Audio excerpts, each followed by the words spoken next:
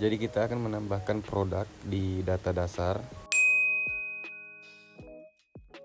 Silahkan klik kategori barang untuk memasukkan produk yang akan kita jual. Sebagai contoh, karena toko saya adalah toko ATK, saya memasukkan produk pensil, spidol. Silahkan masukkan semua produk toko Anda hingga bisa terbackup dan tersinkron di database PostPro Go. Kemudian kita masuk di menu satuan barang untuk menentukan jenis-jenis satuan barang. Contohnya seperti toko saya adalah toko ATK, saya membuat seperti botol, dus, kotak, lusin, pack, picis, rim, dan roll. Dan cara menambahkannya di pojok kanan atas, klik tambah satuan. Contohnya, silahkan ketik kilogram dan simpan satuan. Dan otomatis nama satuannya akan masuk di master satuan barang. Kemudian kita ke data barang. Di menu data barang ini gunanya untuk memasukkan harga pada produk Anda. Silahkan Anda klik tambah barang. Silahkan masukkan barcode untuk produk Anda. Ini bertujuan untuk membuat scan barcode untuk produk Anda. Silahkan masukkan nama produk Anda. Lalu pilih kategori untuk produk Anda yang sudah kita masukkan di kategori barang. Nah, di sini poin yang paling penting yaitu kita mengatur satuan barang atau satuan dasar dari yang terkecil, pieces. Pengelolaan stok menggunakan satuan kecil atau pieces bertujuan agar pergerakan barang lebih akurat.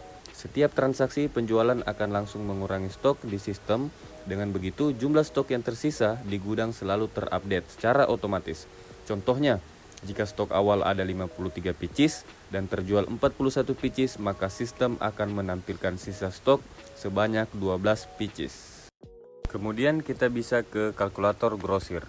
Kalkulator grosir dan eceran adalah fitur yang membantu menghitung harga modal barang dari pembelian dalam jumlah besar dus hingga ke satuan kecil pieces.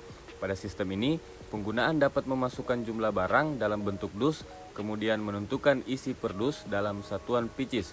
Setelah itu, sistem akan otomatis menghitung total jumlah pieces serta harga modal per pieces. Klik terapkan, maka otomatis akan masuk ke stok awal dan harga beli.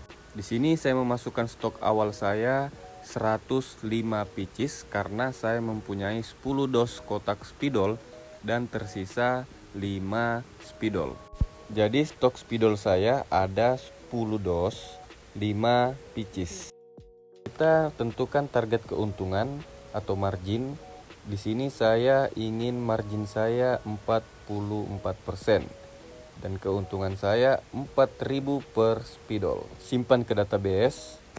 Cara untuk mengatur agar stok kita terbaca di sistem ketika ada produk yang laku.